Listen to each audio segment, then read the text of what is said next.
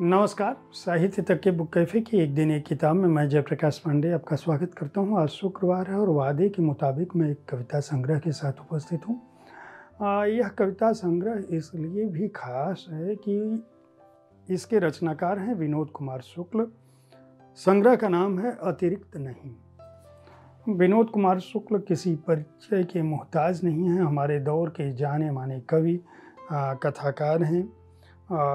9 कविता संग्रह, 4 कहानी संग्रह, 6 उपन्यास प्रकाशित हो चुके हैं और उनके रचना संसार का जो फलक है वह रंगमंच से सिनेमा तक सराहा जा चुका है।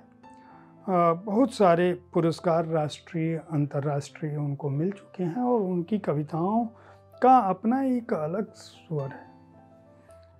मैं चूँकि कविता संग्रह के बारे में अपनी राय नहीं रखता हूँ और 4 कविताएं किसी भी संग्रह से पढ़ता हूँ ताकि हमारे दर्शक श्रोता इस बात को समझ सकें कि किसी भी संग्रह विशेष में हमारे समय का जो रचनाकार है और कवि वह क्या कुछ दर्ज कर रहा है, किस तरह की कविताओं को सृजित कर रहा है, उस संग्रह में किस तरह की कविताएं संकलित की गई हैं। तो मैं अतिरिक्त नहीं से जो पहली कविता पढ़ने जा रहा हूँ उसका शीर्षक है ईश्वर अब अधिक है, सर्वत्र अधिक है। निराकार, साकार, अधिक, हर एक आदमी के पास बहुत अधिक है। बहुत बंटने के बाद बचा हुआ बहुत है। अलग अलग लोगों के पास अलग अलग अधिक बाकी है। इस अधिकता में मैं अपने खाली झोले को और खाली करने के लिए भय से झटकारता हूँ, जैसे कुछ निराकार झर जाता है। एक दूसरी कविता इस संग्रह से जो पढ़ने जा रहा हूँ मैं उसका शीर्षक है इतिहास की एक नदी को। इतिहास की एक नदी को एक बिछुड़े लोगों के शहर के किनारे मैंने पाया कि गंगा है। गंगा नदी का अवशेष, जल खंडहर। बाढ़ आई होगी के बाद बिछुड़े लोगों के एक शहर में मिल जाने वाले रास्ते खो जाने वाले रास्ते हैं। बिछड़ों को ढूंढने और इन्हीं खो जाने वाले रास्तों में हूँ जो नहीं मिले थे उनको पाने स्वयं अपने नहीं मिलने में चला जा रहा हूँ। इधर उधर की गलियों में अपने मिल जाने का समय बिताकर अपने खो जाने का समय बिताता जा रहा हूँ।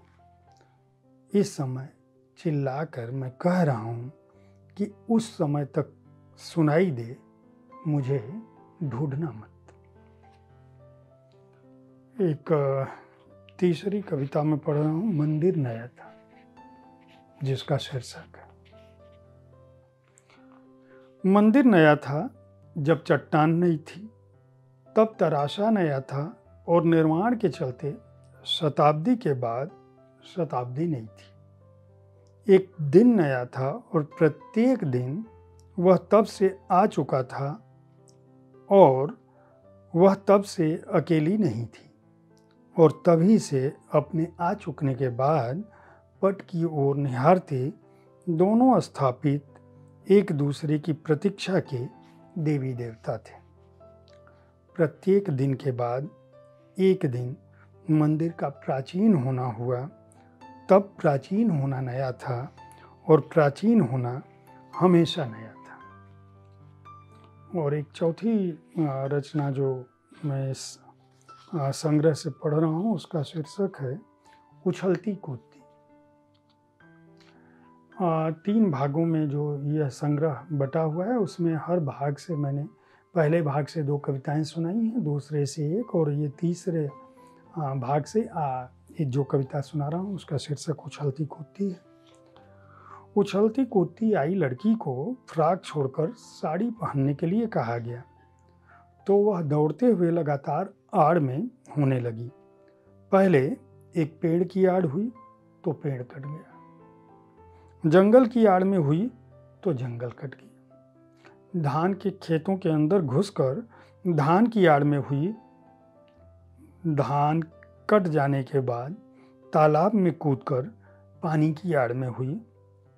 तालाब सूखा तो घाटियों से उतरकर पहाड़ की आड़ हुई। पहाड़ टूटा, इसके बाद दूर तक मैदान था। वहाँ आड़ में होने के लिए कुछ भी नहीं था। भागकर क्षितिज में थक कर खड़ी हो गई। खड़े खड़े कमर से नीचे जमीन हुई, कमर से ऊपर आकाश हुई। इस खुले मैदान में आड़ होने का एक दृश्य रहता है।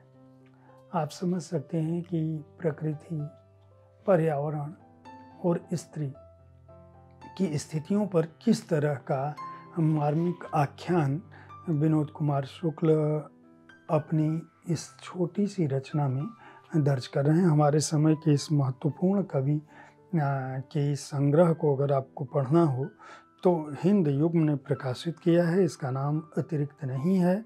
मूल्य 199 रुपये है और सामान्य तौर पर मैं कविता संग्रहों में उनकी पृष्ठ संख्या नहीं बताता हूँ, क्योंकि कविताओं का मोल अमूल है और जो चीज़ अमूल होती है, अनमोल होती है, उसके पृष्ठ का कोई अर्थ नहीं है, क्योंकि कोई एक कविता भी बेशकीमती हो सकती है। उम्मीद है इस कविताओं पर आधारित हमारा यह कार्यक्रम आपको पसंद आया होगा। अगर आप अच्छी कविताओं को सुनना चाहते हैं तो आज की कविता में हमारे वरिष्ठ सहयोगी संजीव पालीवाल हर दिन कविताओं के साथ उपस्थित होते हैं। उनकी पाठन शैली भी अद्भुत है। वे भी कविता संग्रहों की भी बात आजकल कर रहे हैं हर दिन, जो उनकी पसंद के कविता संग्रह हैं। तो उनके कार्यक्रम को देखते रहें और हमारे कार्यक्रम के बारे में अपनी राय से अवगत कराते रहें। पुस्तकें खरीदते रहें, पढ़ते रहें। बुक कैफ़े आपका ही कार्यक्रम है। अच्छी पुस्तकों की जानकारी देना ही हमारा परम उद्देश्य है। हमारे इस उद्देश्य में मददगार बने। धन्यवाद।